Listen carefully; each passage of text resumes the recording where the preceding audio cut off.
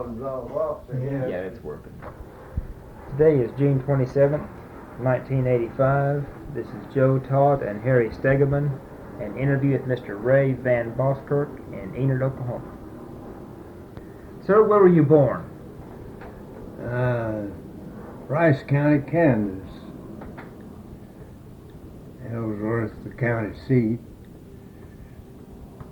And we, 8th day of February, 1898.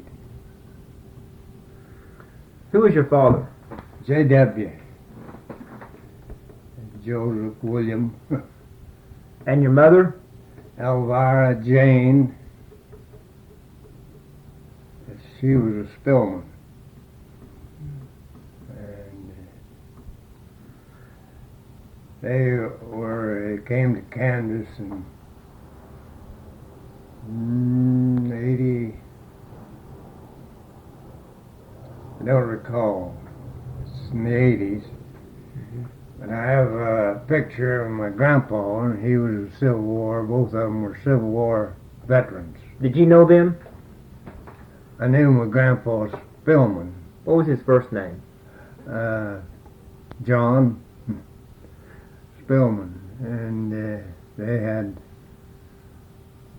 I think, 9 children. They grew up in central Kansas. And my uncle, Grandpa Van Boskirk was, I've got his picture, and he was a top sergeant in the Civil War. And he had they moved from Pennsylvania to Iowa, Ottumwa, Iowa. And in the early day, he set up a grist mill there on the Des Moines River. And after the war was over, he came back, and he had a powder blast, and he was blind, or near blind, and they'd burned him out there on the Des Moines River, so he loaded up what was left and come to Kansas. And Grandpa and uncles used to tell me about the times the Mormons come through there, and they were from New York going west. And they were just out kind of roaming the country like a bunch of gypsies and taking what they could or otherwise, and they was going to take Grandpa's cow. And they said God had sent them to come and get some cows. Well, he said, you can go back and tell your God that you don't take my cows. I've got to have them cows to live with. So that's his experience with Mormons. And then after I've worked and know Mormons, and they're Salt Lake City and out in that area, as to how they live and did things in an early day in a bunch or a group, we'll say. Kind of like the Indians. And they took several Indians in history.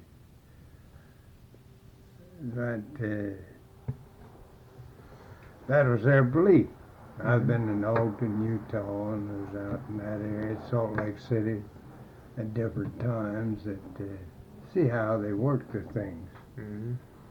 Have you heard any stories about the Civil War? Did your grandfather talk about the war? Yes. What did he say about it? Well, it was a thing that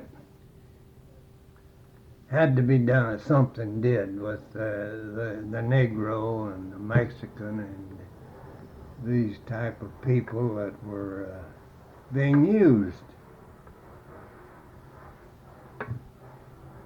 And when they'd come in, let's see, the carpetbaggers and Uncle Tom's Cabin, and they used to have road shows and go around all over the United States, you know. When I was a youngster out here at Uncle Tom's Cabin, they had it out at Sealing. which is a little town out there. And as to, of course, that was after the Civil War. What did he do in the war? My daddy, No, your grandfather. he was,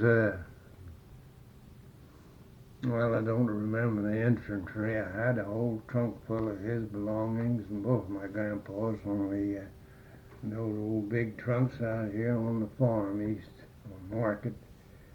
We sold the place and went to California here, and that trunk of pictures and the fella had in there, you remember not Hill. Yeah. Well, he disposed of the whole damn when I was supposed to be left there, like when I wanted to do with it. But he got it disposed of, or sold out a bunch of stuff, and then he didn't make it. He built that big silo out there, you remember, and went into cattle business and all on these. Didn't have the, well, he paid me $3,000 down, and I took mortgages on the land. But 2 years, a year later, he called me, and he said, I can't make it. They cut my credit off.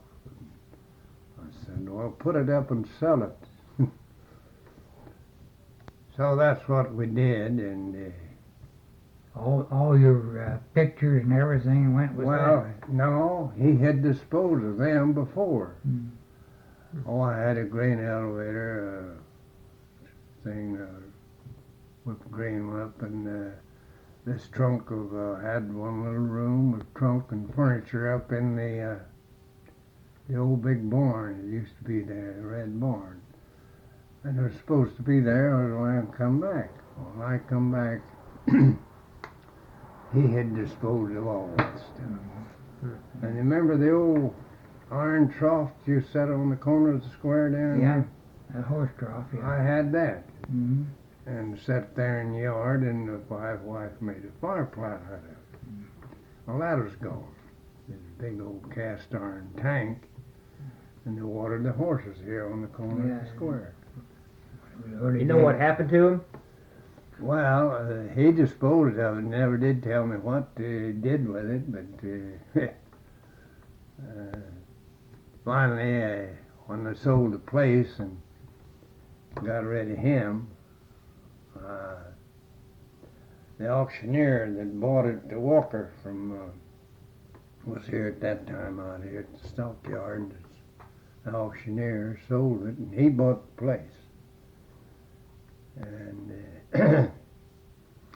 when I came back from California, cleared up the deal with Hill, I had bought the 20 or 60 acres north of that, and farmed it there for 10, 12 years, and then the highway department come in and surveyed that across there and made the road into Enid. And I had built this house there on East Randolph, you know where it is there. I had that 100 acres there, and I sold Hill this tract, and then I sold the Makia tract off the South on Market, and the nightclub that Dollfield run, he and his wife. They closed that down, and the colored boy that had in there operating it, he got careless and set a fire, and it exploded, and cement block, you know, gas had got that true gas had got in them, and just blew. I sat there in the window and watched it sit blowed that night. That guy, whether he got out there, whether he got killed or not, but he got away. Do you remember any stories in particular your grandfather told you about the war? What he did in the war? No, well, one of my grandpas was, he was a sergeant, and he went with the 49ers to California in the gold rush. Mm-hmm. And they made there was quite a bunch of prospectors. A wagon train out of them went west, and he was the cook. What was his name? John Spillman. John Spillman. Mhm. Mm-hmm. And of course, his family was in Kannapolis, Kansas, which was later known as Old Fort Harker. And I went up there when we were kids and played in the barn. It turned it into a feed yard there by it. And this building, the fort, was a 2-story building. And those walls were that rock, native rock, that, I don't know, 2 feet wide or more, you know, and they'd set them up there, and the windows in there, and they can, this was their Kind of fort. like old Fort Scott.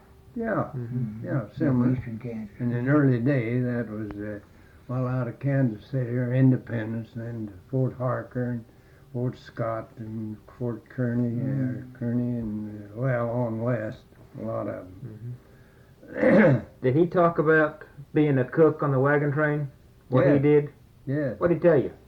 Well, the way they had to take their groceries with them, more or less, Mm-hmm. their supplies, and then the meat, of course, they would kill buffalo or cattle or whatever on their way. I think there was in 2 months in the process, as I remember, or better, getting to California. Well, then, after they were there, you would go out there and get you a tract of land, or a group would take and their equipment and go out and pan this gold, for gold, you know, along the different streams in California.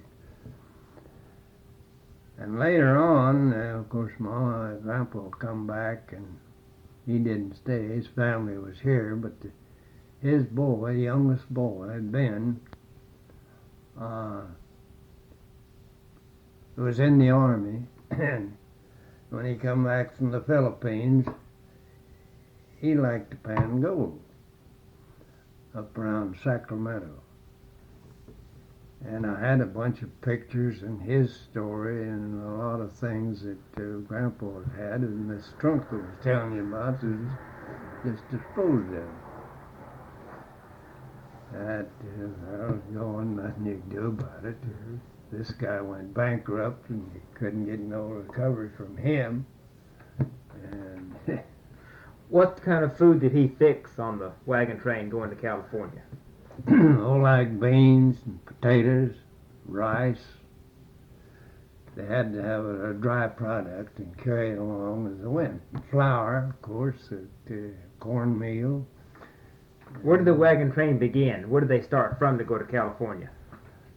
I think it originated at Fort Harker at Kannapolis. It was later known as the town. And, maybe Independent, or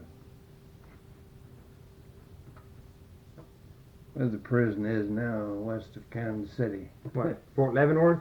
Fort Leavenworth. That area, back in those days, was, there was the militia and whatever was there, stationed there at Leavenworth. Was that Kansas Territory then? Yes. Was it known as Kansas Territory? Yeah, I think so. Mm-hmm. Well, it was one of the stories that I shouldn't mention, but yeah, did you know how Kansas got its name? No, sir. All right, this is a story. And their scouts from my grandpa was out. They'd had a shooting scrape, and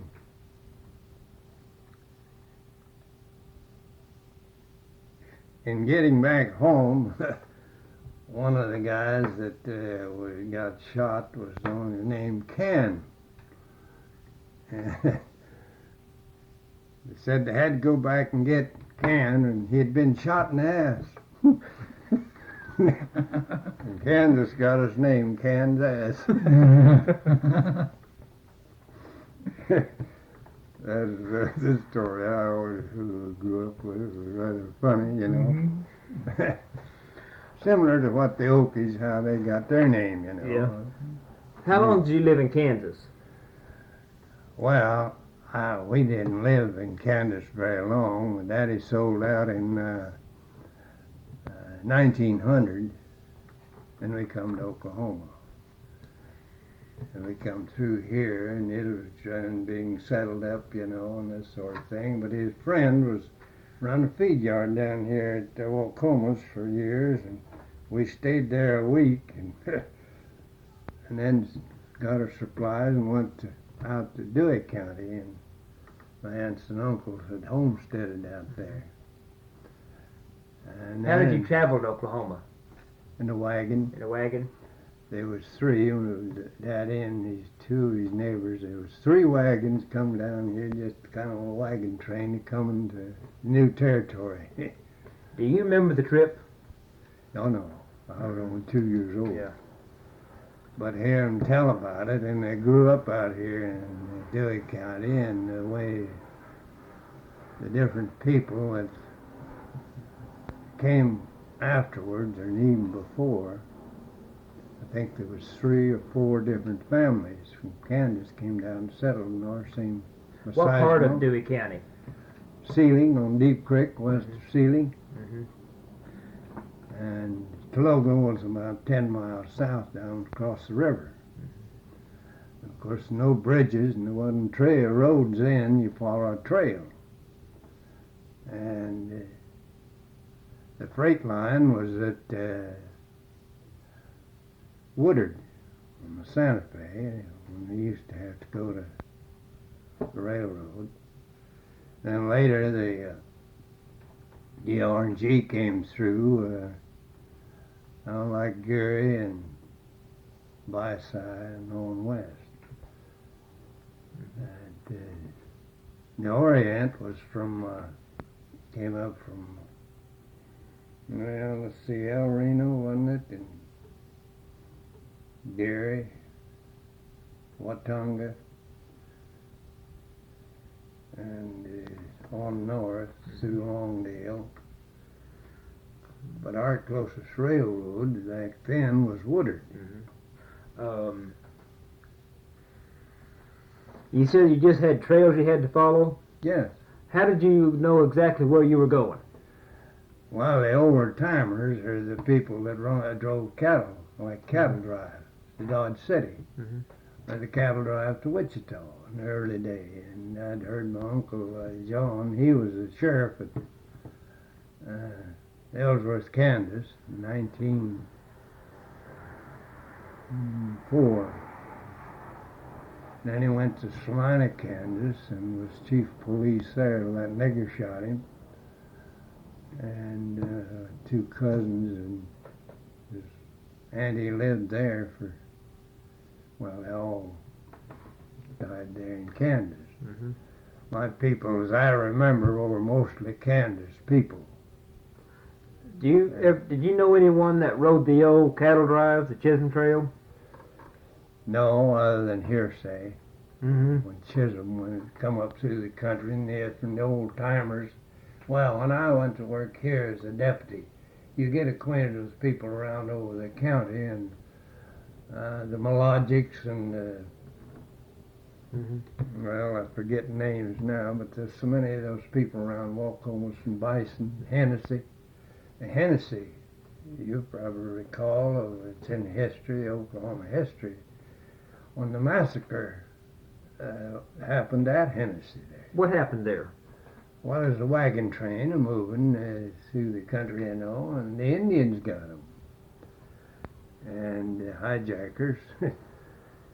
And Chapman was the only one that, through history, that got away from the massacre of that train right down here north of Bison. Buffalo, there's a sign there, you've probably seen it. He got down to the river and come up the river and married a squaw there at Sealing, Chapman. And they raised 3 boys and a girl, and we used to go to Sealing at the horse races and ball games on Saturdays. And the Chapman boys, and Bennett's and Ingalls made up the ball club. But their mother would come out there with her blanket on, you know, and her sack of money around her belt or whatever, and her razor as her protection. And she liked a drink. Of course, moonshine was get you drunk, you know, and then you party. What happened to that massacre? Well, they were cleaned out completely. As I remember, he was the only one that got away. Where were they coming from? Where were they going? Well, they were coming through the territory to get land before the land rush or after homesteads, whatever. Is that where Pat Hennessy was killed? Huh? Is that where Pat Hennessy was killed? Yeah, Did you know Amos Chapman? yeah. Tell me about him. Old Amos, there was 3 or 4 boys. And they had, I think, their end reservation was east of Sealing down to the river, and they used to call it Powder Face Crossing, where one of the other chiefs got shot for rustling cattle. Mm-hmm. And our sheriff, Mulkey, and his deputy, Kingman, went out there to get him for this cattle. See, they'd rent that, or lease that land out, the Indians would, to cattle firms out of Kansas City, or a commission firm. And then they'd place cattle out there, and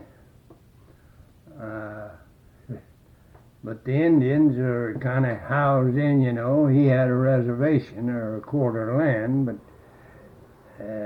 this is what he had to survive. Well, after people, the white settled up, the sodbusters come in and took over. He didn't have no game, or they didn't know how to plow, or they didn't. So how is he going to survive? The animals were gone, which he used to live off of the land. And the sheriff went down there to get him, and old Powderface come out with his shotgun and didn't know what he was for or who he was. Well, they explained his situation, and his deputy was in the wagon, spring wagon.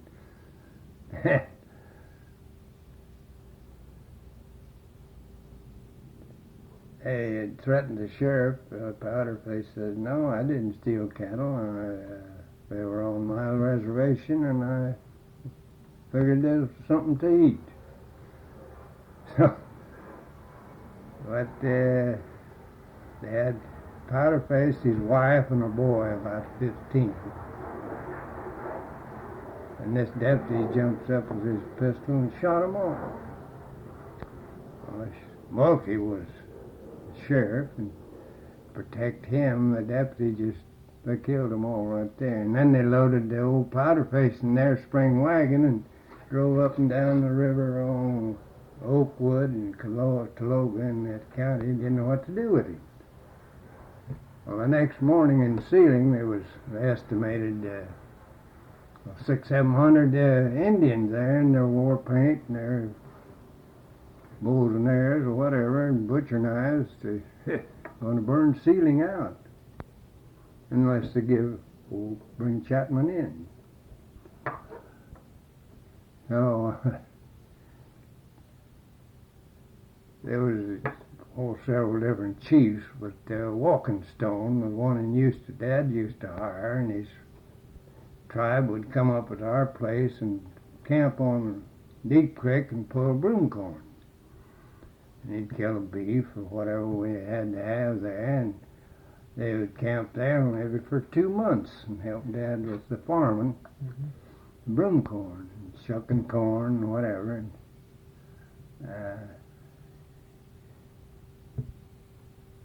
that old Walking Stone was a pretty fair old chief. He came in when this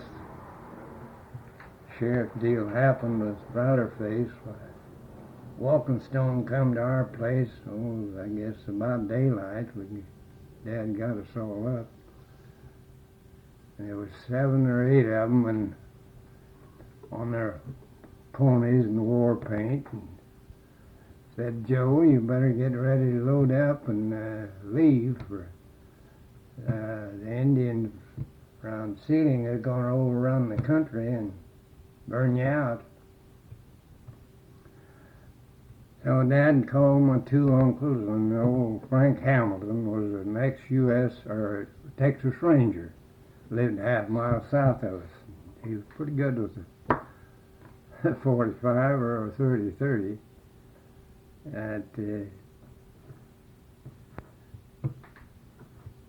He says, you can't get out of the yard, we'll kill every one of you on the walking stone. So we didn't come to get into any trouble.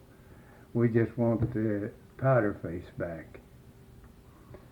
So Hamilton and my daddy and uncle, one of them, followed them into Sealing. Well, it was about 10 o'clock, I guess, or toward noon before they got there, and the sheriff and Kimball, the deputy, had brought Mulkey into Sealing, turned him over to the family. But later on, this Kimball, the deputy, poor guy, they just run him crazy, and had him out to supply, but he'd come back to Sealing. There's quite a family of Kimballs around Sealing. They shot, he got killed there, a butcher knife there in Sealing. There's quite a few Indians around Sealing, you know. Mm-hmm. Ever hear any stories about how Amos Chapman won the Medal of Honor? Well, by taking care of people and helping his people, of course, and helping them to survive in the way of... You know, he was an Indian scout, wasn't he? Was he a scout? Well, he worked along like old Black Kettle at Cheyenne. Mm-hmm. And Geronimo was on the run, you know, back in those days. And he could have been a scout with, well, when Custer blew that whole outfit out there. Battle of Washita? Yeah. I've been down there. Did you ever go through the museum there at Cheyenne and Black Kettle and a bunch of them? We kind of grew up with Indians in that area. When, what kind of Indians were they? What tribe? Cheyenne, Arapaho. Yeah. And they, what kind of personality did Amos Chapman have? What kind of man was he? He was a big fella. And he was kind of the ruler of the area, and whatever Miss Chapman done was all right. Well, they had a racetrack and a ballpark right on the east side of Sealing. And it was on his land, and, I don't know, I think they charged maybe 5 or 10 cents admission. Saturdays was a big day. Everybody'd come to Sealing. Well, Sealing didn't have no railroad, so everything was freighted in there. And old Tibbetts, our neighbor, was he had 6-headed big mules, and he'd haul the groceries or whatever from Canton. The railroad had come through there, railhead, and haul them to Sealing to different groceries, and this is where you get your supplies, you know. Everybody come town Saturday to get their salt and flour or whatever. Yeah. Chapman was, after he died, his widow and the boys, there was Amos and Steve and Amos, Steve, and what was the big one? We had him in the court up out at Woodard when they was raiding bootleggers. I went out there with B. DeMundrum from here when he was federal agent here, and before the country went wet. You remember B. DeMundrum? Yeah, I remember B. Well, I'd go with old B, and we was down here at Old Keene and the Canelson bunch, and up here at Freedom, gang up there at bootlegs, you know, and over 3 Sands, and I know, yeah. down at Marshall, and we collected 3 stills down at Marshall. Whenever there's canyon or water or spring, those bootleggers have a vat down there or barrels, make their liquor and then hide the still. And the fellow living down there in White Neck out of Oklahoma City were federal agents. White Neck from Oklahoma City and Dan ours from Kansas City, and Beat 'em under 'em was here. And Charlie Baker liked, he got involved in helping chase the bootleggers. And he'd spend all night down there tracing down different clues. Garber, when the Garber railroad or oil well come in, you know. God, we'd be out there night after night till midnight or after. And, well, there was a lot of thieves and whatever come in with that element, dope fiends, and I think one year we had, what was it, 15 or 20 killings out in that area, hijacking and whatever. And How did those guys hide the stills? take them apart and hang them up in those local or blackjack trees, or bury them in a cave or a washout. What did they do with the big vat? How'd they hide the vat? Well, the vat was covered up and with timber, leaves and limbs and whatever, you know, and hide them in one of those canyon or gulches that nobody ever went down in there much. How'd you find the stills?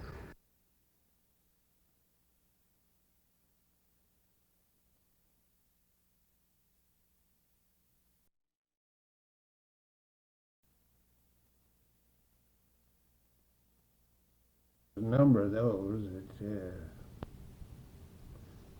the Popes and the Wagners and the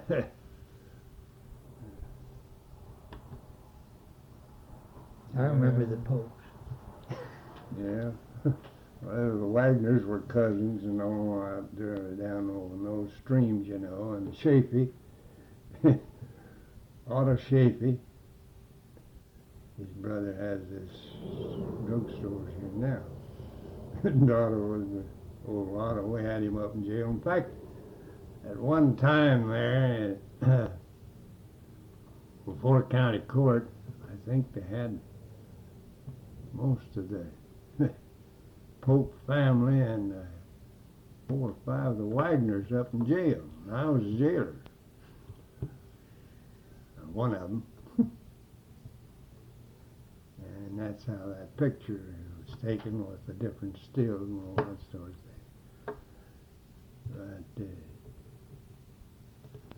I think back in those days, Judge Swigert was judge, 22, 18, 20, whatever, 4 or 5 terms there. And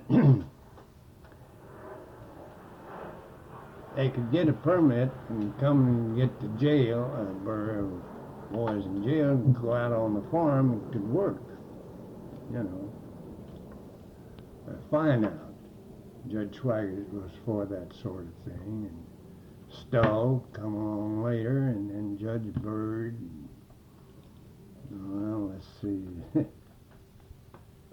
I could name the different judges come along afterwards.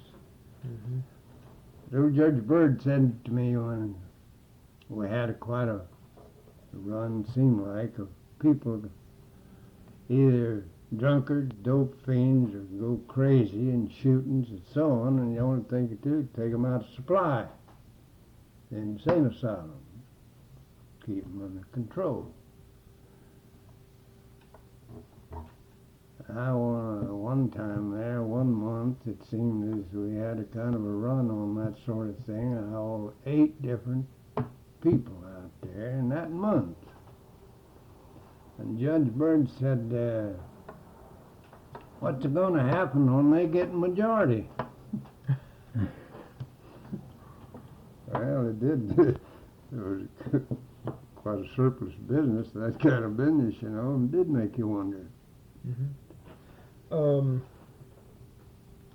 did you start to school?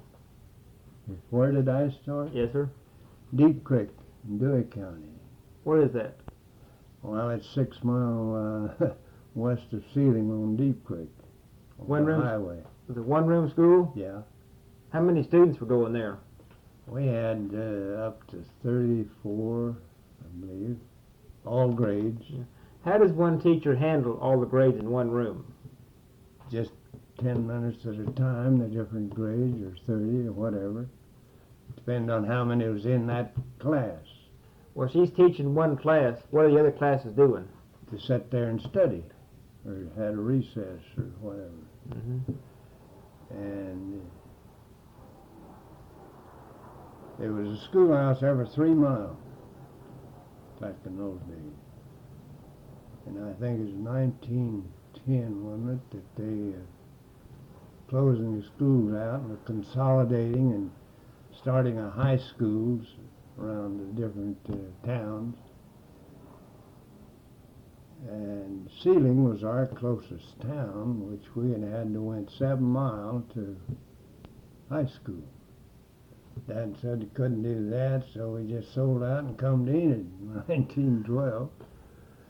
And I've been here in and out since then. Is that why you came to Enid for the schools? Right. Mm-hmm. Can you tell me what Sealing looked like in the early days? What the town looked like? Sealing? Yeah. Bunch of teepees and lean-to shacks and covered wagons with a overjet. What's an overjet? It's a schooner-type wagon with bows over it, and then you put a wagon sheet over it, and this is your house. Mm-hmm. You could put a lean to it and tie it down in case of a windstorm, and some of them blew away. Cyclones out in that country. Or we saw 3 one afternoon. At Camargo and Hackberry and Visay. Mm-hmm. A tornado blew them away.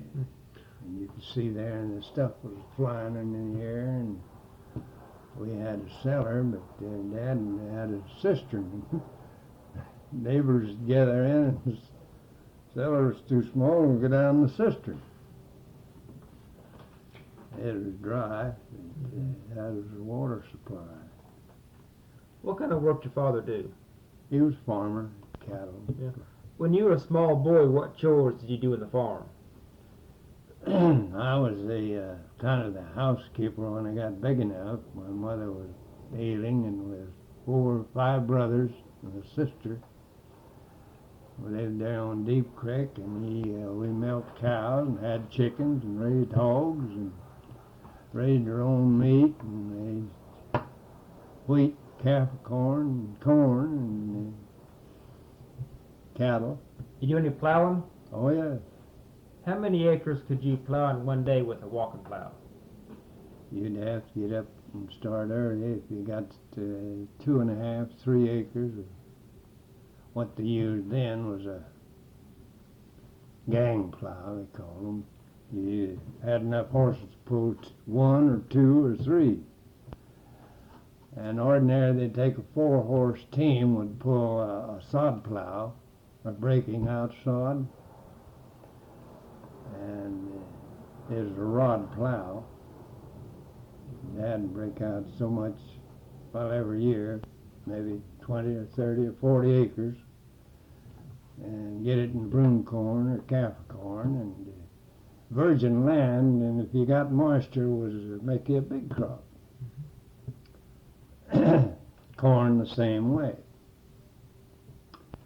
You'd harvest the corn and pile it up in cribs, and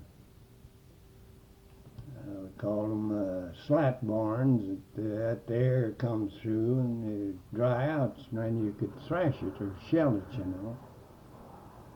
Fall of the year after it's ready, 3 months it'd be shelling corn, and the old horsepower grinder, we had an old fellow that was the name of Higgins.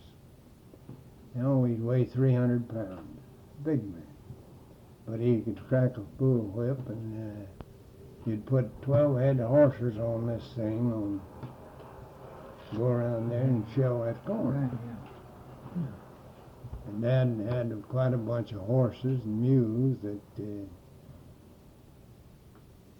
put on there, you know, and helped the old Higgins run his shell corn. Well, you'd have, I think, biggest year of corn we had is 7,000 or 8,000 bushel. Had a good crop, and then you got to shell it and dry it out, and then you haul it to the railroad to sell it or feed it. I've sat many a day just on a big old stump that's on tree bottom and dump a wagon load of corn there, and you take the corn knife, one of them old big long corn knives, and sit there and cut that corn. Maybe you'd have an ear this long. You cut it in about 4 chunks. Then you put it in the feeder, and the cattle eat the cob and all. That is your feed. Fattened cattle. And that fattened cattle, maybe 50 or 60 head in a bunch, and in 90 days, you go to railhead. I didn't have no tractors or trucks, so you drive them. And after I got about 8, 9 years old, I was the cook in the wagon, and big old boxes, you know, mother would fix groceries, and I could make pancakes, or I could bake biscuits. In fact, I got a premium for making biscuits at County Fair. But you get a train load of cattle, people, neighbors, Clow and Hamilton and my dad and his uncle and my uncles would drake maybe 100, 200 head of cattle to drive, bunch them and get them, drive them to Woodard, 40 miles. Well, you wouldn't make it in one day. We'd camp at, well, like Greensboro on the river, and the Hargis Creek there was water. And ranch land or grassland, you'd feed, and then you'd get maybe the next day up to Mutual, and the next day you'd either get into Woodard or the little old town east of there. What is it? Moreland, or one east of that. It was the most direct round. Yeah. Now, the old schoolhouse and church used to sit there. Well, anyhow, that's 70 years ago, 80. How many men would it take to drive 200 head of cattle? We'd usually be gone a week, going and coming. Yeah. How many men would it take? Well, you'd have to have a night crew that kind of corral the cattle and keep them in control, at least 3 or 4. And then the day crew to keep them in line and moving. What does each man do in that cattle drive? What are the different jobs? Well, some of them had a horse hustler that kind of kept the saddle horses and the wagon train, or a chuck wagon or horses. They'd take a group of horses, whatever was available. 12, 15, or 20, you know, and some were saddle horses with dual purpose. And at night, string cattle and put them all together, they were pretty easy spooked. And of course you had the whole feed to kind of get them centralized, to hold them. And they'd graze, of course, but along the road. But it took you several days to move that many cattle and keep them together, and then to be able to divide them after you got there. So you, these 15 or 20, maybe 30 people involved in doing this. Now, how do you know where you're going with the cattle? Who You decides? follow the trail, Okay, who general direction. who picks out the trail? Some of the older people that grew up out there is, like this Hamilton I'm telling you about. He was a ranger, an ex-ranger out of Texas, and had been on several cattle drives. And Clow and his brothers had farms out there along between Sealing and Cestus, Logan, that area. They'd bunch up, and put your cattle together, and then go from there. And did each rancher have his own cattle branded? Some of them did, and some of them didn't. How do you know whose cow was whose? Well, they crop her ear. Okay, They're they had them brown. earmarked. Yeah, an earmark, or you'd bob his tail. And later on, of course, they'd burn them as brands. I have to do that in Texas when we were out there a lot. I went out in Texas in after I left Enid, we was shipped to Shattuck and drove Wagon out to Perryton, Texas, and leased a ranch out there, the Rogers Ranch there at Perryton. He was the First National Bank, and had 2 or 3 brothers. We leased 10 sections west of Perryton out at Farnsworth and Milwaukee, where we farmed. And the neighbors around there would bunch up that couldn't get hard help. You'd bunch up, and there was ones to do your work, like branding, vaccinating, castrating, dehorn. Well, we ordinarily run about between 3,000 and 4,000 head of cattle around the neighbors, the Kimes and Hoagland and Smiths and us. This is volume of cattle that you worked on. And the drought come along, the high wind blew us out of Texas, and 23, that country just kind of left the country. I come back to Enid. On the cattle drives, what food would you take along to cook? Oh, like potatoes and onions,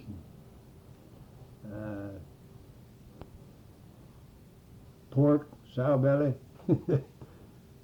and this is your groceries. And well, you could get potatoes and rice and dry vegetables of this kind, and then cook it, And beans is put some big piece of pork in a bunch of beans, or a big old black kettle. And Ma had showed me how to do this. And we'd cook these beans and pork, and it was pretty good vegetables. Did you have to gather the firewood to cook with? Yes, helped to.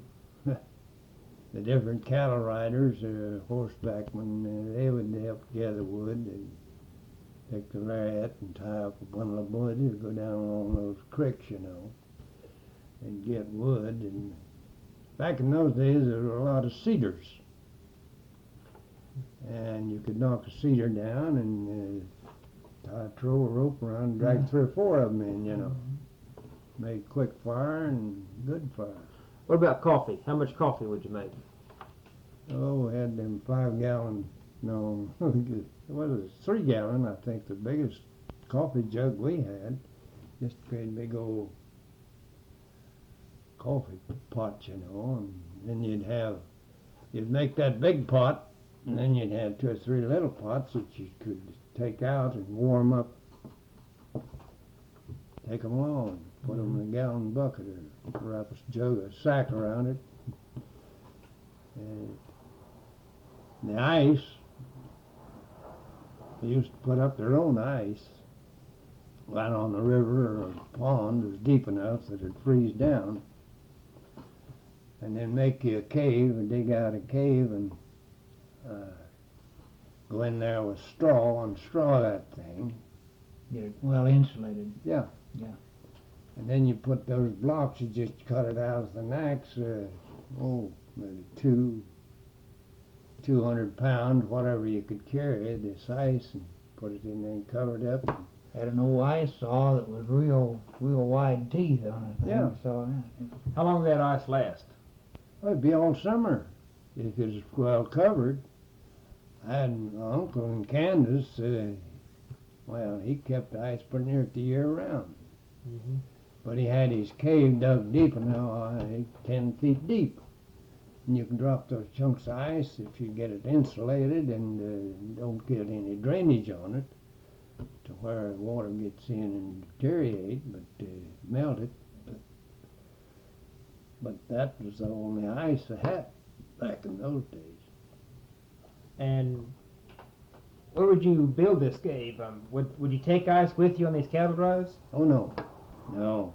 You're just taking dry products with you. It's Okay. too much bother. The ice wouldn't melt down, you know, and you'd get hot. And you couldn't carry no ice along. But, you could carry dry products and vegetables that you could cook. How'd you keep the cattle from being spooked at night? Just people in watch, set watch. You took 4-hour watch or whatever. Depending on how much help you had, and how big a herd you had. Ordinarily, very few got spooked for, unless a coyote get in there and some ranch hand would get his gun off, shooting the coyote and spook the cattle or scatter them. Then it took you several hours or days to gather up cattle and get them back, or get them to market even. You have much trouble getting the cows and the calves mothered up? No, an old cow's a pretty good mother. The only thing you had to protect is yourself. Better stay on your horse. Them old cows with horns on would charge you pretty good. And if your horse, if you wasn't on him or you couldn't get to him, you either under a tree or outrun him. If you have a stampede, what do? Well, you just kind of wait till it settles down a little bit, or they run themselves down, and then you start gathering them up. There's no way to stop them? Well, a spooked cow run right over you if you get in their track, and I've had that experience in Texas. We had 700 head out there on free range, and we had 9 bulls, registered cattle. And these bulls would fight each other. Well, rather than to get them all up, you'd take a pitchfork and go out there, or a bullwhip, and stay on your horse. And you could snap that bullwhip down with a little brother that can do a pretty good job hitting a spot. And it's kind of like the old frontier wagon shotgun boy, you know, riding these coaches. He could take that bullwhip and reach out there and hit that first horse if he wanted to. I've seen that practiced in St. Louis on the World War I. My brother and I, remember Randolph and Doc Mann that had Weatherly that had the contract here. They bought 25,000 head of horses for World War I. Well, you have to break them, whether they're artillery or whether they're cavalry. You drive or you ride. Well, my brother and I would, when they'd sell a bunch of those, Dad had 14 head he sold. So they have those horses that we brought in from the ranch. And you load them out and take them to, we took 2 loads to San Antonio, and a load to St. Petersburg, Virginia, a load to Atlanta, Georgia, wherever there's a remount station. We got quarantined in St. Louis in 3 days there with a 6-car load. Well, you have to stop every 36 hours and feed and water, fill out the dead ones, and start with what you had left. And my brother and I, they always sent an attendant with to put them over there and get them back, or how many you turned in, and to make a report to the Army.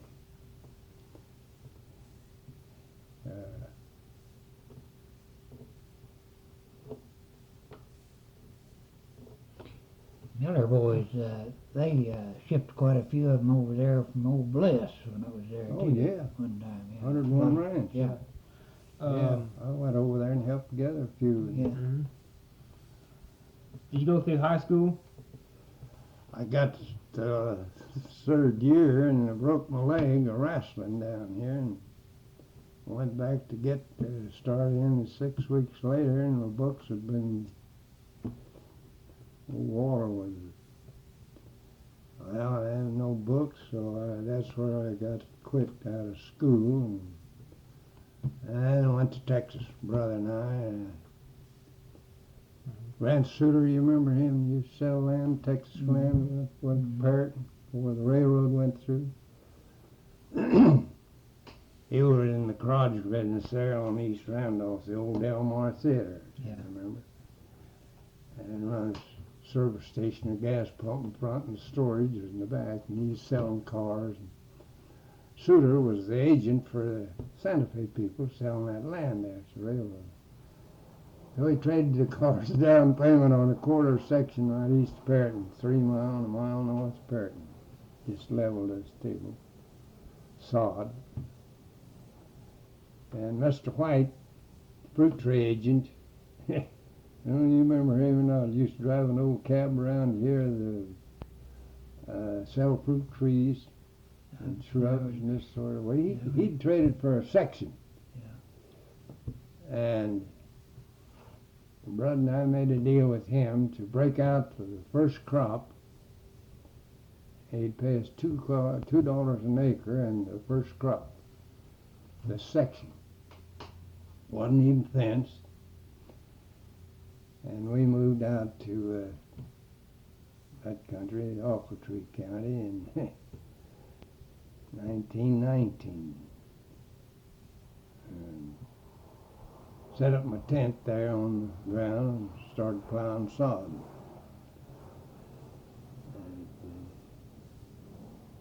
It got so dry then we couldn't plow and needed a job. And old McMillan there in Perryton, he says, well, I'll make a deal with you. I've got 3 sections down here on Wolf Creek. If you'll go down and break it out. It hadn't been farmed for 2 or 3 years. Mule tail was up stirrup high. So we had the tractors and we went down there and broke out 150 acres and planted it. Blank busted and then busted it back and planted some maize.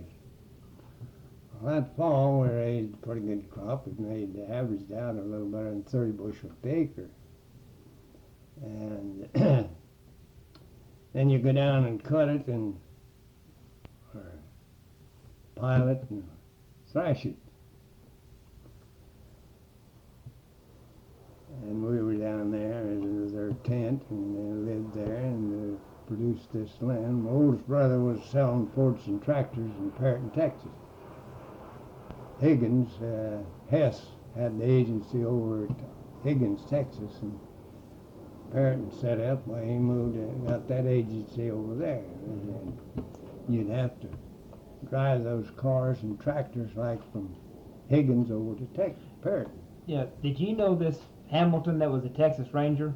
Yeah. Did he ever talk about stories when he was a Texas Ranger? Back in those days, he was further south, down in about Abilene and in that area. He never got up, but he come to Oklahoma and raised his family out there in Dewey County. That in the Panhandle country of Texas used to be outlaw country, and same as the Panhandle of Oklahoma. The thieves and they all run out there and hide. And in the western Kansas, north there, south of Cimarron, the Dalton gang and Yeager and a few of those other know way back, you know. This Yeager was killed there at Sealing. And What did he do as a Texas Ranger? What did he tell you? well, to kind of help control cattle rustlers was the purpose of the Texas Rangers and horse thieves. And of course, your courts, your riding judge, you know, maybe it'd be come through one every 3 months or 6 months at a county seat or designated county seat. And if you had a case, the sheriff or the whatever, the neighbors would gather up, and if it was worthwhile, the vigilantes, you can remember the vigilantes? You belong to a group of people, neighbors, really. They call them a sheriff's posse now, more or less. I know a brother lives in Sun City, Idaho. He belongs to the sheriff's posse. You give me that still there. Made up, a plumber made it up. Can you tell me about butchering hogs? Yes, How do you butcher a hog? What do you do? First you have to kind of get ready and heat some water. And we'd have those big old black kettles. I've got one sitting out there. And some of them were bigger. And you'd heat that water, get your water ready, and then put it in a big old barrel, a 50-gallon or barrel. Wood barrels, you remember you said that? You get your water in there and throw some lye in there, and then you kill your hog and cut his throat and bleed him and shove him down in that barrel and turn him over and let him soak a while and turn him over and pull him out, and then you take your knife and scalp him, scrape him. And then you hang him up on a truss and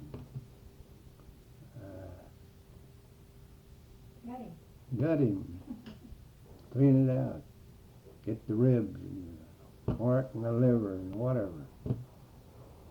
And you quarter him up in sides and make your side be short pork. Well, usually fed the knuckles and the legs to the dogs. And the hams, you cure them out. And How do you cure a ham? tell him how you cure a ham, Mama. Smoke Slow them. down. You saw they have to go through a period of cure, you know, with salt. And then you take that out and wash them off and make your brown sugar and your cure and then smoke them. What do you smoke it with? Well, I don't know what, different kinds of wood gives flavor. I don't know what the folks use. Mm-hmm. But we had a smokehouse and you'd hang them. Just hang them up, build a fire, and heat. Mama sold many a ham to doctors and lawyers here in Enid. Mm-hmm. Smoked ham. Yeah. Mm-hmm. We used to butcher them in Texas. Just have an old vat. Didn't use a barrel. Them 300 or 400 pound big old hogs, you know, you could roll them over in that vat and scrape all the them. One side is ready, you keep scraping. We'd kill 8 or 10 head. We had, well, Mr. Rogers had 2 carload of those Arkansas Razorbacks, they called them. Big hog, you know, the frame weigh 400 or 500 pounds, and you put fat on them. Well, you had to use block and tackle or something of this kind. And we'd butcher them out there and haul them and sell them to the butcher. And build your fire down there and slide your barrel down at an angle, and then you slide your hog in that time. Keep them hot? No, that's too much work. We'd heat the water and pour it in there, or have a vat. When they got the tin vat, you could heat a tin vat, put the water in there, and like you say, dig a hole underneath, and your log fire was under there, and keep it hot.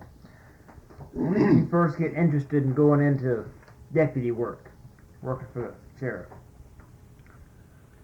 Well, really, I got started at Perryton, Texas, and when I come back to Enid, I needed a job, and old Sheriff Talley at Perryton, Texas, we had these killers that robbed these boys down here at Lawson and caught them there in Perryton. I was working for the county at that time, grading roads. And old Sheriff Talley was well, he'd come where he'd get help, you know.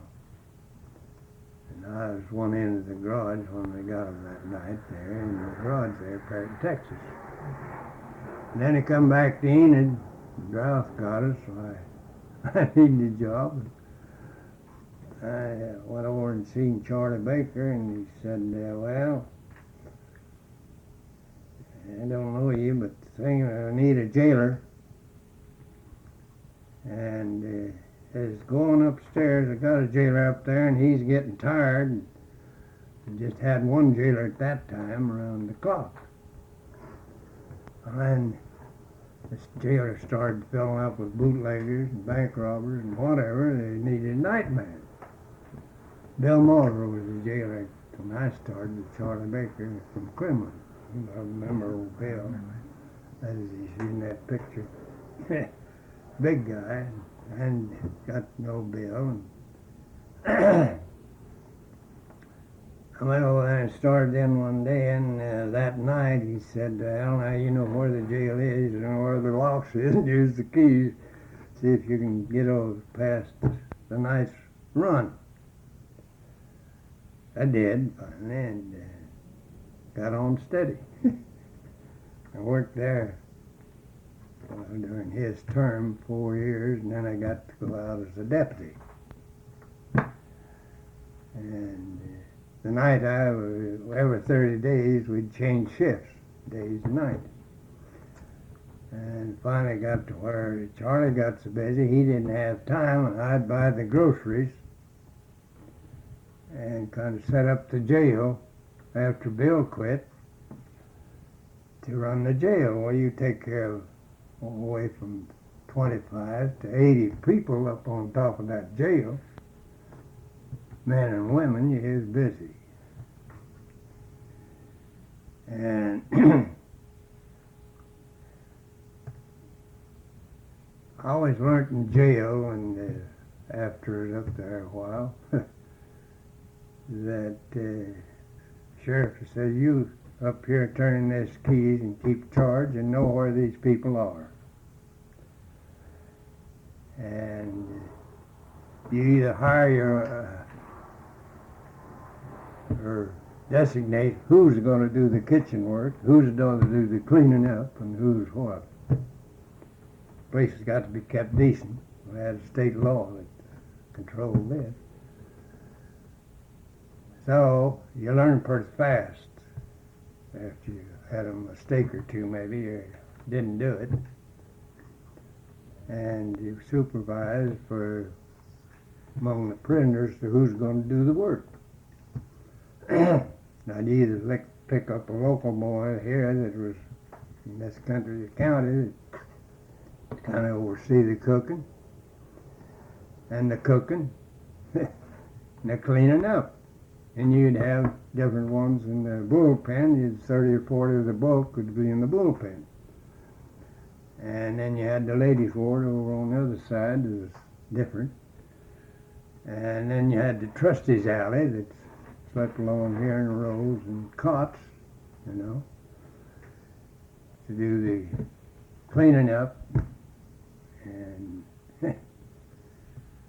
who helped do this? And a lot of guys say, I don't have to do that. And I said, no, you don't have to do that. But you like to eat, don't you? You take care of your dirt and filth and kind of help out as what it takes to do this, or you don't eat. Those are the only threat we had. And the old lady that used to come up here is on the state board of inspections. Kate Barnard? No, the school named for her down there below Oklahoma City. I never would forget her name. She'd come in and throw an inspection on us, you know, and we'd abide by the rules. Tried to abide by them. Sometimes they got out of hand and you had what we call a kangaroo court. Judge Polk, old man Polk, was a good one. And he'd quote the Bible to them, you know, and lay the rule down. Now, this is the way it is. And you could depend on it. So, I had her booked, everything, but of course, old lady, what was her name? Anyhow, she'd heard about it, you know. There's always some squealer who writes her letter out or gets her letter out. And it wasn't Walmsley. Well, whatever. Here she'd come. So-and-so said, and here's his letter. Well, maybe he'd done got out or gone. You'd call him in, he'd deny it. So, she'd be the judge. Well, after she'd gone 30 minutes or out of town, Kangaroo Court's still back in business. And this is the only way you could run a jail, as I seen it. It didn't hurt anybody, but you had rules that you had to abide by. And I'd tell them kind of, there's always a whooping off about something that's wrong. I said, I didn't get you in here, but I've got the key and I'm going to keep charge of you while you're here. And I'd like for you to cooperate, but if you can't, we got rules. We can lock you on the steel. What's the steel? They were a steel box or a tank. You just lock them in, and they were deprived of any privileges of being running around over the Kind of isolation? Yeah, Mm-hmm. Did you know Kate Barnard? knew of him. Mm-hmm. I didn't know too much about Remember that lady's name that you said came down for the inspection? well, I can't think of her name. I used to have the book, and What was her job? she was a state inspector, really. Of all the prisons? Yeah, around all the state. Mm-hmm. And if she had a complaint or whatever, she'd come and investigate it, see. And the sheriff would all help out. But after she left, there didn't mean nothing to a lot of prisoners. You take over and do what you had to do. When did you first start working for the sheriff's office here in Enid? First day of February, 1923. Mm-hmm. 25. Let me ask what you did during World War One. I was here in Enid, my brother and I, and we tried to get into the army, and he made it and I didn't. There's 6 of us. Clarence White, you remember old Clarence with the shoe shop, and Burr Williams, the Williams boys, and Tom and I, and a boy from the name of Fairview out here, Johnson, I think is his name, all went to Oklahoma City to enlist. World War One. When I got down there, I come to find out they had a recruiting agent, you know, and my uncle happened to be the damned agent. Spillman. So I had broke my leg the reason I quit high school. Down here at Kingle. His daddy was a railroader. Kingle, you remember? Mm-hmm. He and I were wrestling here in the gymnasium, and he rolled me over. I had a headlock on him, and he was a big boy. He rolled me over and throwed my ankle out of place, twisted my leg, and I was out of school for 6 weeks. Come back, didn't have no books, so quit school. And we was trying to get into the army. Well, they took them all except me, and Uncle Ben sent me, kept me overnight with him, and then sent me home.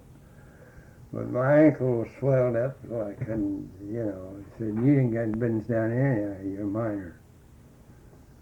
So Tom went and went across and came back. And when he came back, we were in Texas, my other brothers, and at least this ranch, and he come out there, and we worked 3 years there when our wind blew us out, and we come back to Enid. What did you do in Armistice Day, the day the war ended?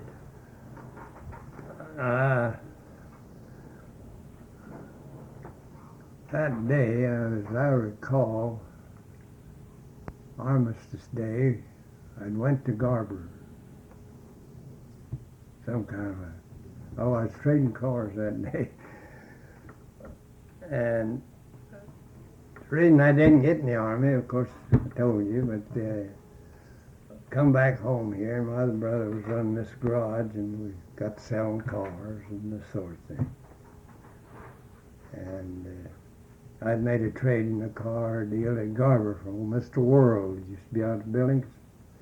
You remember Hack, boy that had the machine agency out of Back World? He and he used to come by on his motorcycle, and I'd help him ride his motorcycle over to high school, when I was in school. The World we got to know pretty well, and I traded cars with him. And then when we went to Texas,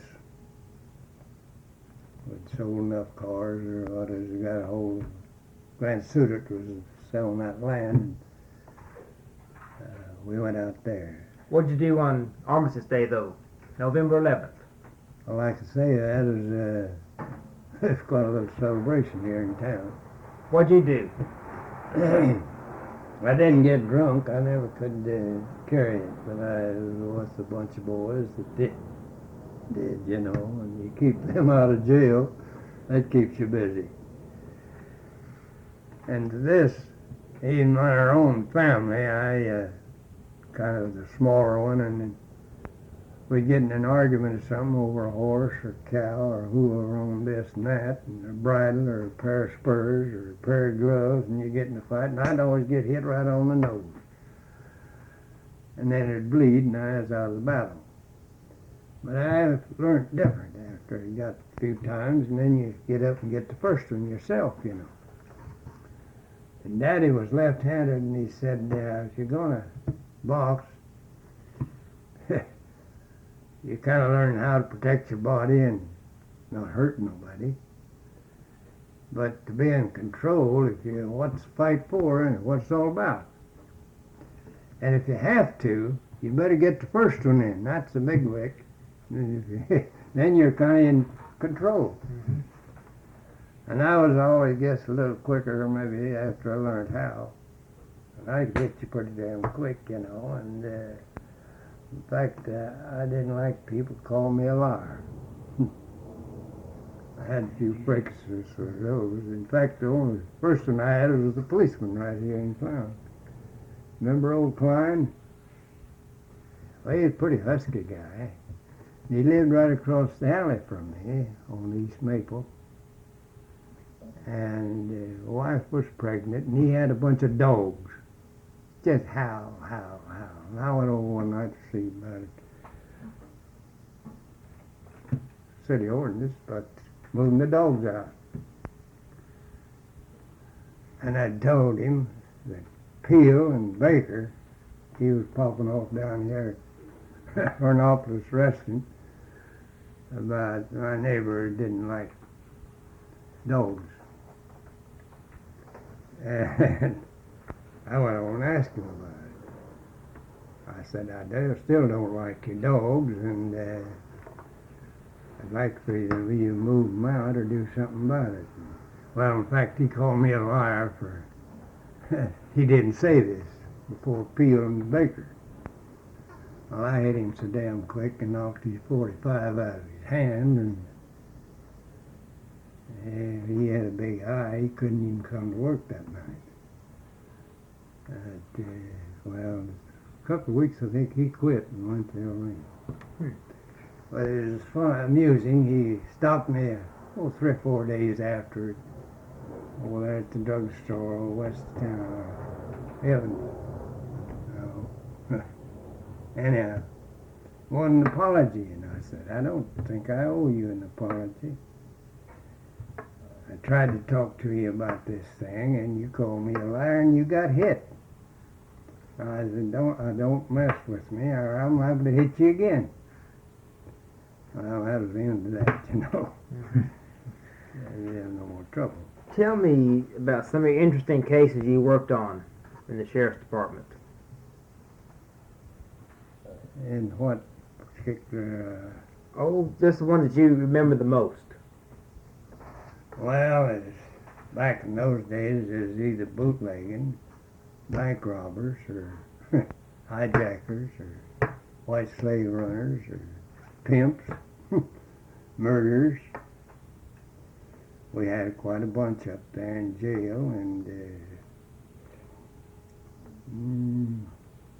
the bank robbery deal was, I guess, two of them. One at Douglas, we caught him in Stillwater, sheriff and I, and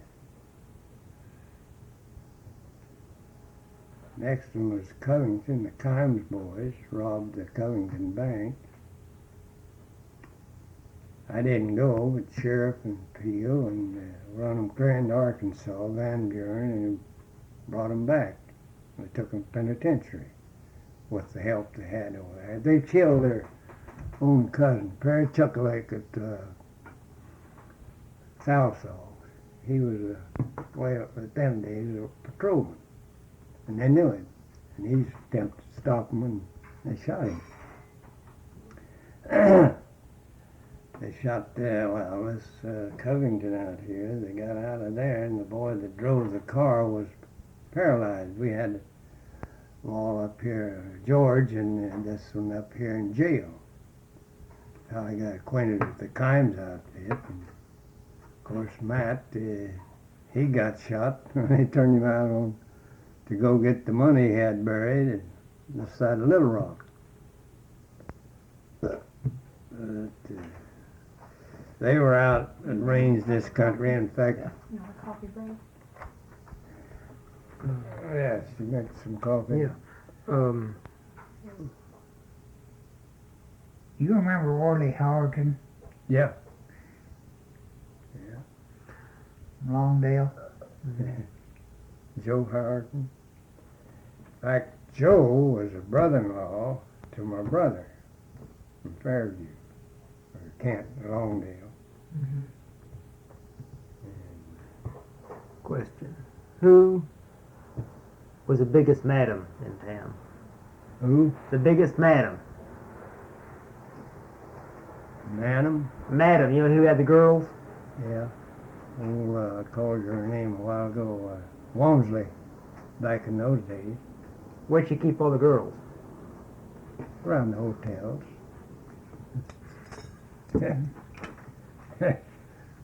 Rooming houses, whore houses they used to call them. Mm-hmm. Yeah, do you remember, Walmsley? Oh, no, yeah. you wouldn't remember, you weren't here. I remember.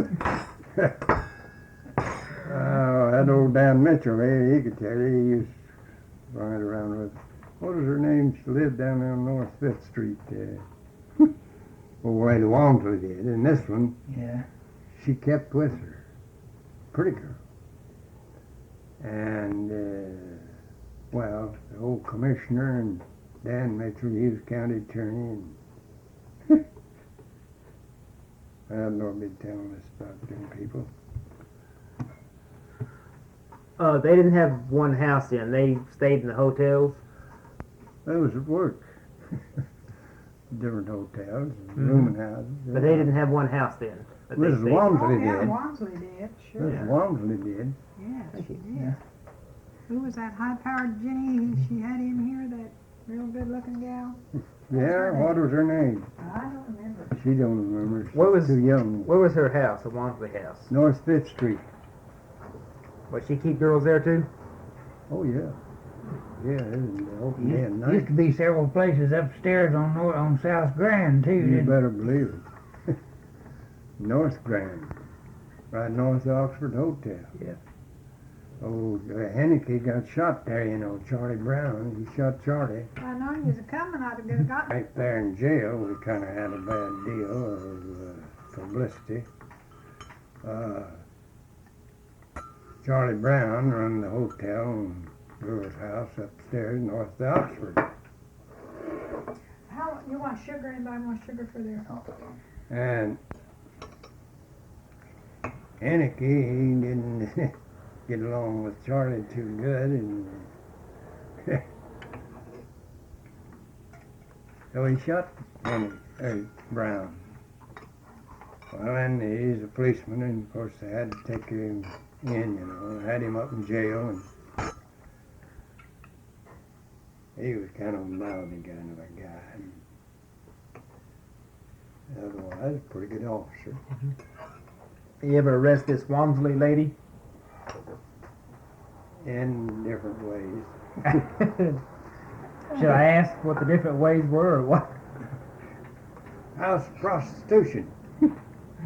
Mm-hmm. How the ladies dress? Oh, very sharp. When was she They in, didn't run around naked like they do now. No way. when was she in business? Huh?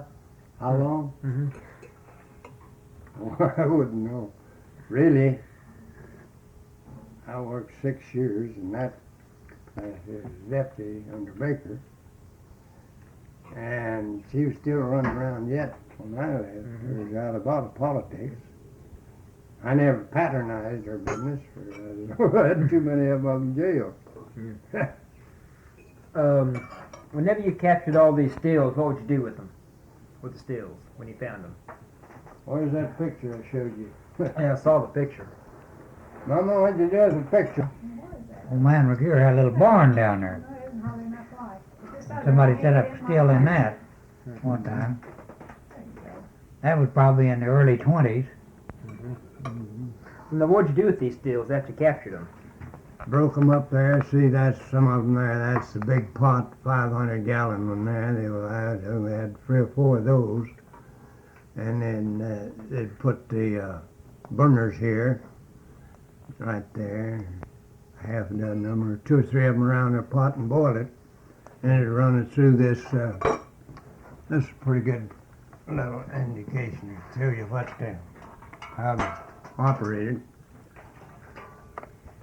Here's your takeout valve. Yeah. Mm-hmm. And your pop-off valve, and these tubes are copper. And of course they'd come around that, and come out here to a certain stage where the alcohol content, they had those testers. But I had one, but he got it broke. It was a big long tester, tells you the amount of alcohol. Then you drain it off here. It was 60, 70%. Old Mr. Pope out there, he could make 100 proof alcohol. You pour it out here on the table and then set it afire, and it's a blue. When you get 100 weight alcohol, that's what it'll do. And but I had that thing made up. An old plumber made it, and brother got it for me out of Taos, New Mexico. Who had the biggest still in the area? Jenkins and Cockrell over at south of Blackwell, south of East Pond Creek down. Mm-hmm. How big was their still? He had 3 of those. Well, they were called Hogs. That there were 7 barrels, 12 or 10 barrels to a stake. Do you remember that Murphy had set up on South Grand or South Independence across there from the old educational building? He had a big one there just for, I think that would hold 15 barrels. How He many had gallons in a barrel? 50 gallon. 50 gallons. Held 50 barrels? Yeah. It's a pretty sized tank. Mm-hmm. Not 50 barrels, 15 maybe, 10 or 15, depending on the size. Yeah. That one I think Harry had set up there was, I think, a 10 barrel, Yeah. similar to that. He had them in a big old barn, a ranch right off of south of, on the Pond Creek there. What's this little old town over here? Not Laverne, north of Red Rock, east of Red Rock. Buffalo? No, Buffalo's out west. Well, that's right there east of Pond Creek, the first town. Lamont? Lamont. They robbed the hardware there. I was over there in the hardware and took some fingerprints way back then. This Harry Murphy he's talking about, there were several brothers, though, Bill and Roy and Harry. Mm-hmm. Coyote, yeah. And Roy and Bill, he can probably tell you the story better than I can. I seen it right after it happened that next morning. But Roy and Bill killed Harry and his wife because they thought they stole his whiskey. your Christmas whiskey. Hmm. And I, just a little two-room house, I was in there the next morning after it happened. Mm-hmm. Came in the door, and as they raised up out of bed, they let them have it. Two brothers killed a brother and his wife. Harry was Did the the- best one of them. Yeah. Mm-hmm. Did what office did you hold in the sheriff's department? Deputy. Deputy sheriff. Deputy. Now, is that appointed or elected? Appointed. Appointed. And who was sheriff at that time? Charlie Baker. Is he the one that appoints the deputies? That's him right there. Mm-hmm. He was a fireman. He and Homer Roberts and, well, I knew most of the firemen, but Is that's, this you with the that's keys? me at the keys. With a vest on. Yeah. That's Ed Peel back in there, and he was a good one. And Homer Evans, the undersheriff. Charlie Allen's the deputy, and Bill Mulder was the other deputy. He and I worked at jail together, Now, what are you doing in this picture? Where was that picture taken? right there on the courthouse, where the courthouse sits now. What were y'all doing? Just, Well, I was gathering up this junk, and getting it to where we had Oh. to ship it out. oh, you gathered up the stills, breaking them up. Yeah, they had, I think 85 cases, as I remember. Charles Lee, or his daughter, could tell me more about it. Cases of different instances or people that owned these things.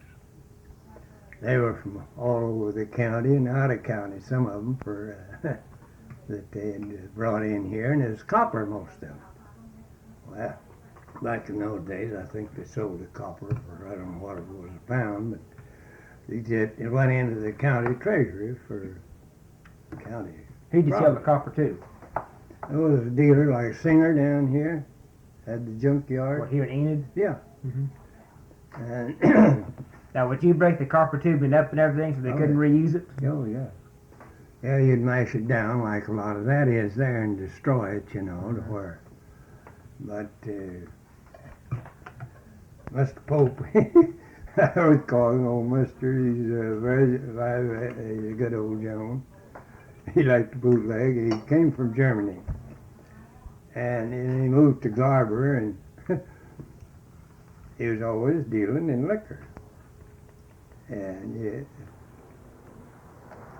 he says, come out to my house sometime. I want to show you the paper I got hung on the wall. Now, why would that be of any interest to me? Well, he says there are search warrants. I just favored my house. You remember Dave Yonke? Yeah. That's south of Garber. Who was he? What kind of him? Who was he? He was a bootlegger too. How did these bootleggers distribute their whiskey? All around themselves and get caught. They didn't try to hide it or anything? Oh yeah, they didn't have it hid or buried like Jake Pope. He'd buried along a highway or a road. East Randolph. Oh man, Leisure had to live right across the Yeah. road there. One of those trees Yeah, out there. Jim Laser. Jack Leisure. Yeah. Well, old Jake would take a post hole digger and this long grass, Johnson grass. He'd take a cut around that thing and then take his post hole digger and go down there and just gallon size, pull that out, the sod down maybe that deep, set a gallon jug down in the hole. Cut the dirt off and put the sod on back on there. Well, that old Johnson grass didn't have no root system. It'd go down dead, It'd just loop over. All you had to do was go and pick it out. Here's a gallon of liquor. I think we picked out 12 or 15 gallon right there on the south side of Leisure along the road. Well, that's where old Jake would bury his liquor. Leisure, that's how he got in the business. Yeah. Mm-hmm. Where did the term bootlegger come from? Where? The term bootlegger. How'd that get started? The term. The who? Bootlegger? Where'd that come from? The word. Well, put two things together. Like old Hunchcarm used to carry it the way I heard it. He'd take his bottles and put it in his boot. And I caught old Bill Murphy, was maybe what he started on. Oh, that gambler, what I called his name, and he. That's more coffee, boys. I apologize for my coffee. That's that instant stuff. Oh, that's No, Bucket Blood. It was an edition, an early edition in north part of And they had a Enid. garage at the false bottom. Yes, Had a name. they had they put sand over it. They had whiskey stored in the bottom below the garage, Mhm. and they built it a door to it, and then they Trap door. put sand over the door. And they had a dirt floor in the garage, but down below that sand was this door that led down to a cave underneath, or a cellar underneath that was stored with You know how Pope had his? He had hard coal. Yeah, old Howard Cole, yeah. Well, old Coyle helped build him with one out there on North 13th Street. Garage. They'd have it in the wall. You know, you push a button or a hole. I had found several of those. Take a needle or bicycle spoke and run into that hole if you could find it. There the whole wall would come out. Is this Pope that? Well, Pope, yeah, Pope, he started his though under his feed yard, or a barrel. A feed rack he had along here, he put hay in it. He'd raise that thing up, you know, with, down in there he had 3 barrels, one we caught, or one time. Big old wood barrels, pickle barrels, we used to call them, you know. That's where he'd have his liquor stored. And put the feet on it and cover it up, and who knows where it is. But he always had a pump or two, a rod pump, pitcher pump. He'd go in there and kick the dirt away and cap off the barrel and run this pump down there and pump out whatever you wanted. Who was the one that had the garage at the false bottom? Who had that one? That was hard coal. Howard Cole. Howard Cole was a good one. What's the bucket, Trent bucket of Boys. blood? Huh? The bucket of blood? What's that? That's a Locust Grove, East Yeah. Town Dance Hall, Yeah, across the street from where I live. yeah. So was that they bootleg whiskey down there? Oh, yeah. There used to be, some time ago, it was several, well, Bob Wills played at the old Moonlight out Yeah. north of Enid, right on the south edge of North Enid, right in the flat side. Bob Wills played there for years. And that was a favorite place for all the bootleggers Yeah. to get in, and they used to, the people would come to the dance, but they wouldn't, I was a kid going to high school at that time, and they wouldn't take your whiskey to the dance, but they'd come in their home brew, and they'd come along those roads east and west of there and hide it. Well, us kids going to high school, we found out that was a pretty good way of getting Free liquor. Yeah. Yeah, or you laying those follow, weeds logs out there one time. A guy just about stepped on me. that's the way they'd hide their oral butts, and two of the other boys, well, he quit the bank job and got into bootleg business so he'd make more money. George Page. Huh? George Page. Yeah. What was the price of whiskey in those days? Huh? What was the price of whiskey in those days? $1.50 a pint. Yeah. Bootleg liquor. Murphy, he got spice in his, or color in it. And these colors, you know, and of course the price went up a couple of dollars. But he was a faker. And his trick would be, when the last time I caught him at Garber, he'd come back from Billings, got into Garber and had a little residence there, and his bed, he'd take and hide it in his bed, you know.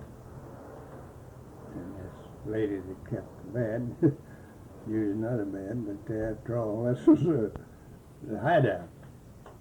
You could lay that pints or fifth or whatever around on the bed, and then throw a mattress over it, and you go get it if you needed it. But this, you had to have a lady matron to go along to even shake that down. It's a ladies' room. And old Johnson, I don't know if you remember her or not. Yeah. She was a good one. Her County daddy General. was sheriff at Seminole, and she knew all the tricks. I'd rather go and have her on a raiding party than anybody. She knew how.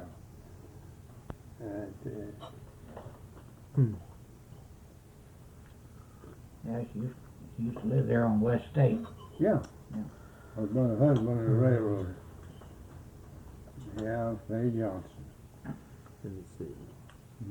What else?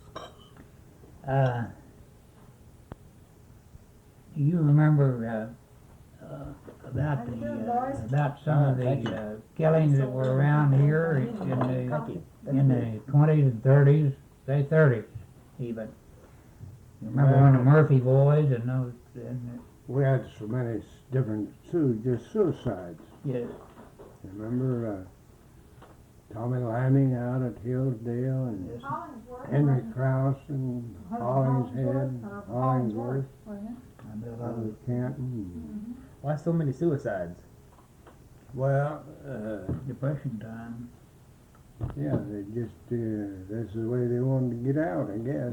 I think that's probably one of the reasons, wasn't it? It was How did the depression? Family trouble and so Yeah. on. How did the depression affect you and your family? Well, kind of bad that when I got out of a job, I'd married this good woman here, and her daddy had a farm down here with Drummond, and we went down there and farmed sharecrops. Milk cows and sell eggs, make butter. Well, really, you didn't think anything about it. I mean, you just rolled with the punches. How do you believe living? You didn't. You raise a cow and a calf. You bailed yourself out. you did what you had to do. You just Yeah. tightened your belt. If you didn't have it that year, hoped you'd have better next. You remember WPA days? Yes. Did you work for the WPA? I worked 2 days, and our supervisor here, that's kind of dirty, I thought. I went to town and bought me a shovel, and maybe a pair of Well, gloves. it really started when she came and found that I was having a bridge party.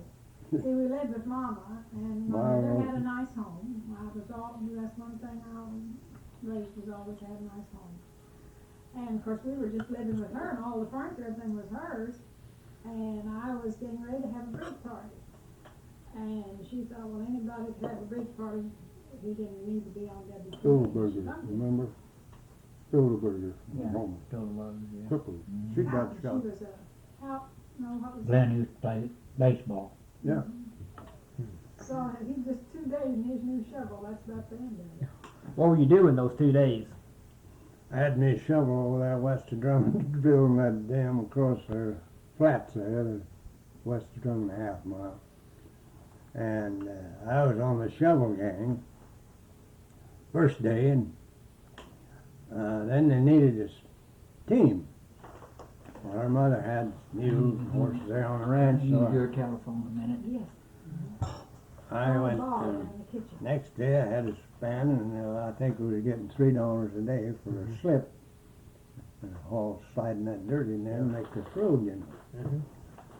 And Right around the corner on that bar thing. this Where one the- guy out there, he said, "You don't need this work, you're a deputy."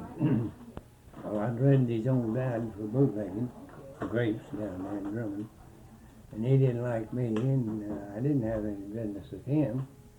But he said, you ain't got any business out there. And he reported to Stovall, supervisor of the WPA here in town, and she come out and caught my wife doing this kind of selling butter. And I got canned.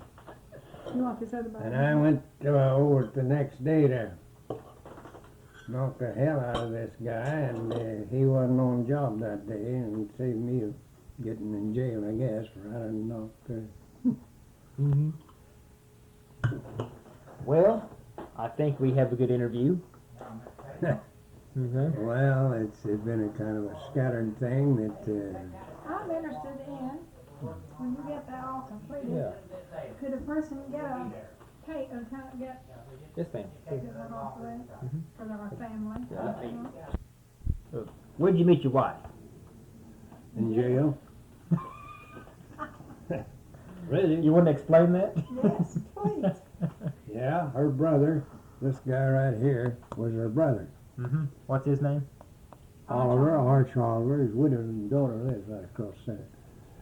And that is an Indian from Huskers, a bootlegger.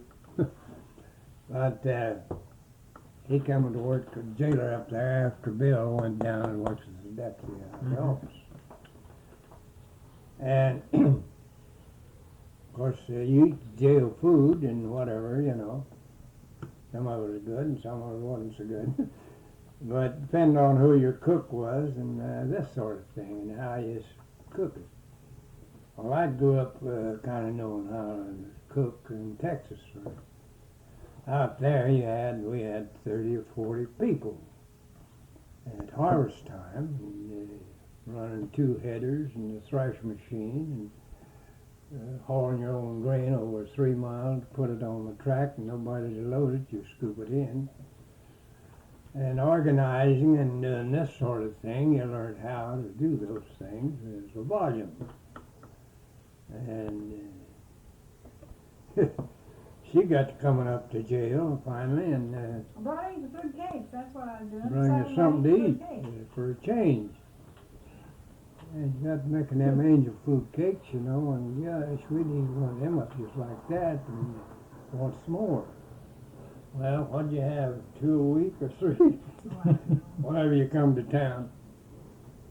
And jailbirds like that too.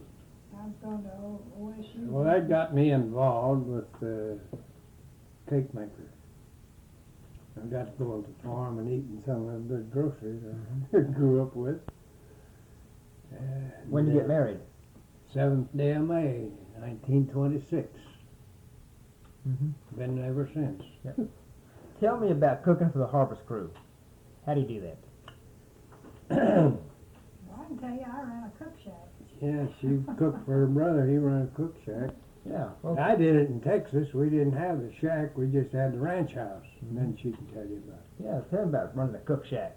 Well, you went, your last meal was about 10:30 at night, and your first meal was from 4:30 on. And those days we just had an ice box. We didn't have refrigeration like we do now. We had a gasoline stove to cook on. But I did have a cook shack. And that made it a lot more simple because, you know, you didn't have housekeeping involvement. Now, what exactly is a cook shack? What is Well, it's just a long rectangle building with benches on each side and tables and benches. And then down at the end you have a little cabinet and a work end and your stove, an ice box. How many men on the harvest crew would you be cooking for? Well, not hardly less 15 or than 20. 12. Mm-hmm. Now, why'd you cook so early and so late? Well, because the time they got up, those were when you had horses, you know, they had to feed and harness and get ready for that. So, and when they get up, they're ready to eat. So you had breakfast, and then at the night, it would be late. They would work as late as they could. And at the time they all got in, put their horses away, and you had a meal. Why, generally, really, it was around 10:30 before you could get your... What would you cook? What would your meal What I consist cook? of? Yeah. Oh, honey, that's been 60 years ago. 65. Cook what you Well, had. you did, but chicken and your meat, you go to, and your vegetables. We had big gardens. I cooked in the cook shack, and my mother and I had canned 125 quarts green string beans in the afternoon from the garden. So you had your vegetable gardens, and we baked. Pretty good food we had. And always biscuits for breakfast. Yeah. Now, your first name is Thelma. Mm-hmm. What's your maiden name? Oliver. Oliver. Mm-hmm. How many kids y'all have? One boy. One boy.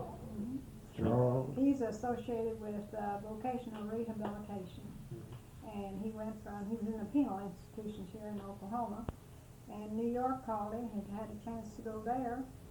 And he was in the Attica prison working at the time of their explosion. big blow up there.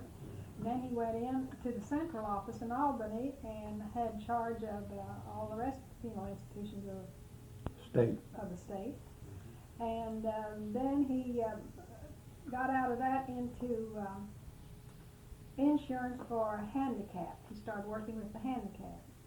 And he has completed his retirement in New York and is moving in July to Tucson, Arizona. And is We're going going to out work with him. there.